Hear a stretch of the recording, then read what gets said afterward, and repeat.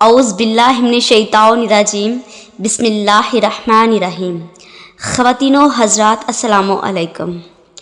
خداوند قدوس نے اپنی کتاب لا ریب میں ارشاد فرمایا، اور یاد کرو اس وقت کو کہ جب ہم نے فرشتوں سے کہا کہ ہم زمین پر مٹی سے ایک بشر بنانے والے ہیں، اور جب ہم اسے بنا دیں، اسے سجا دیں اور اس میں اپنی روح داخل کر دیں تو تم سب کے سب سجدے میں گر جانا۔ سب فرشتوں نے سجدہ کیا لیکن ابلیس نے نہ کیا، اور وہ تو تھا ہی کافروں میں سے۔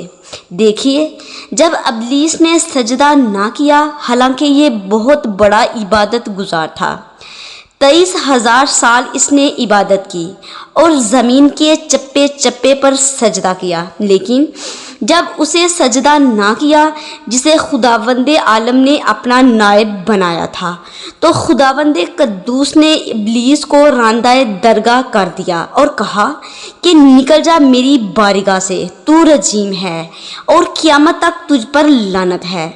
ابلیس نے کہا کہ مجھے قسم ہے تیری وحدانیت کی کہ میں تیرے بندوں کو گمراہ کروں گا۔ خداوند قدوس نے کہا تو میرے مخلص بندوں کو گمراہ نہیں کر سکے گا، اے رجیم دفع ہو جا، میں تجھے یوم معلوم تک مہلت دیتا ہوں۔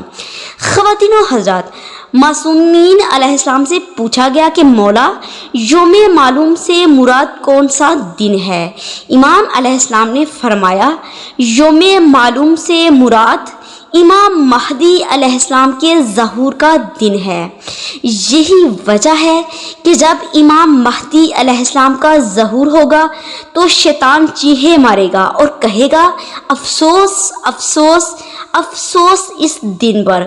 اس وقت امام مہدی علیہ السلام اسے گردن سے پکڑ کر زمین پر ماریں گے اور ہمیشہ کے لیے شیطان کا خاتمہ ہو جائے گا اور اس کی مہلت ختم ہو جائے گی۔